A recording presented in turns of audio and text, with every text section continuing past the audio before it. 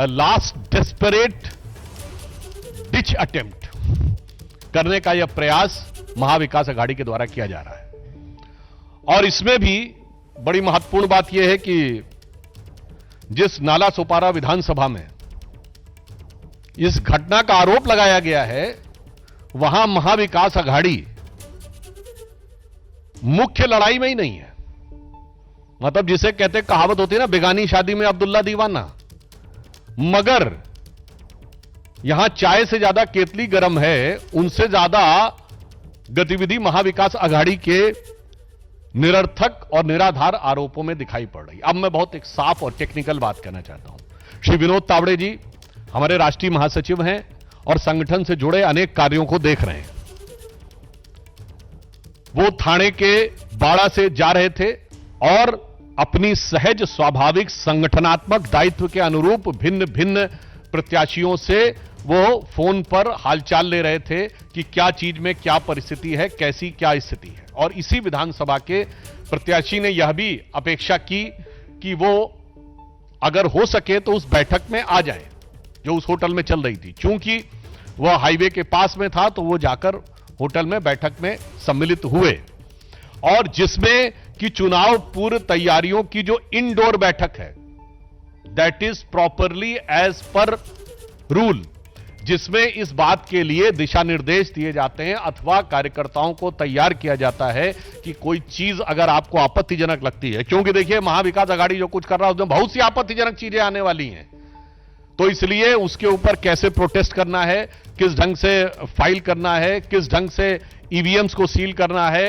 किस ढंग से विपक्ष के द्वारा की जाने वाली बोगस वोटिंग को रोकने का प्रयास करना है। क्योंकि उत्तर प्रदेश से तो यह भी चल रहा है ना कि वो पर्दे में रहने दो, पर्दा ना उठाओ, ताकि पर्दे के पीछे जो चल रहा है वो चलता रहे।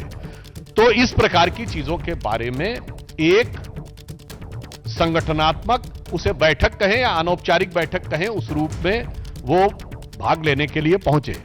और वहीं अनायास वहां के जो बहुजन विकास अघाड़ी के प्रत्याशी हैं वो आ गए और पहले उन लोगों ने इस बात के लिए विवाद उठाना शुरू किया।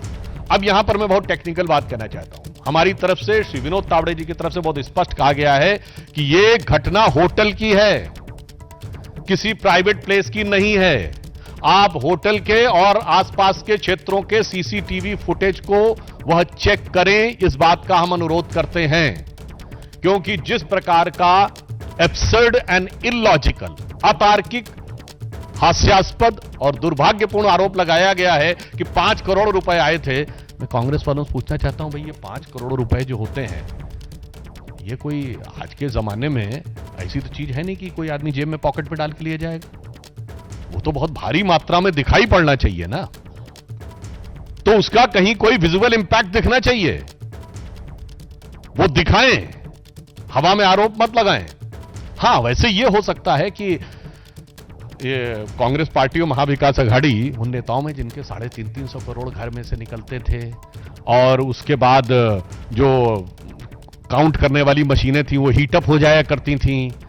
अब 350 करोड़ जिसके घर में इधर उधर पड़े रहते, उसे 5 करोड़ लगता होगा कि चिल्लर टाइप हैं, कहीं इधर उधर पड़े होंगे, दिखाई नहीं पड़े होंगे। महोदय, मगर मैं देश की आम जनता की तरफ से बोलना चाहता हूं कि इतनी बड़ी धनराशि का आप हवा में आरोप नहीं लगा सकते।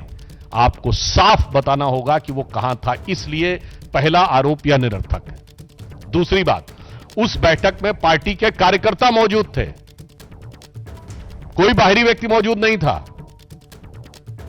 तो पॉइंट नंबर 2, किसको पैसा दिया जा रहा था तथा कथित। तीसरी बात यह बताइए कि जो आप कहने का प्रयास कर रहे हैं कि विपक्षी दल के प्रत्याशी वहां पर आए, तो विपक्षी दल के प्रत्याशी वहां पर क्या करने के लिए आए? यदि उनके ख्वाबों ख्यालों की जो घटना कहीं हो रही थी तो उन्हें घटना स्थल पर रहना चाहिए था, सभा स्थल पर रहना चाहिए था। यह बिल्कुल 3 टेक्निकल पॉइंट है। पहली बात, सीसीटीवी फुटेज दिखाएं जहां पर कि ऐसी कोई बड़ी चीज दिखाई पड़ रही हो।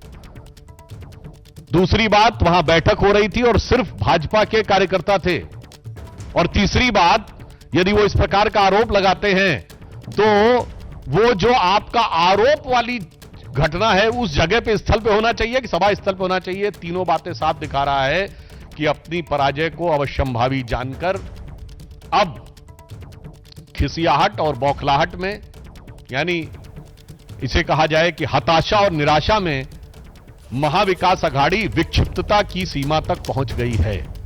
और हम यह भी कहना चाहते हैं कि ये तो वो पार्टियां हैं, यहां सिर्फ आरोप की बात नहीं है। भारत के इतिहास में एकमात्र उदाहरण जहां पर सुप्रीम कोर्ट में यह साबित हो चुका कि पैसा लेकर सरकार बचाई गई,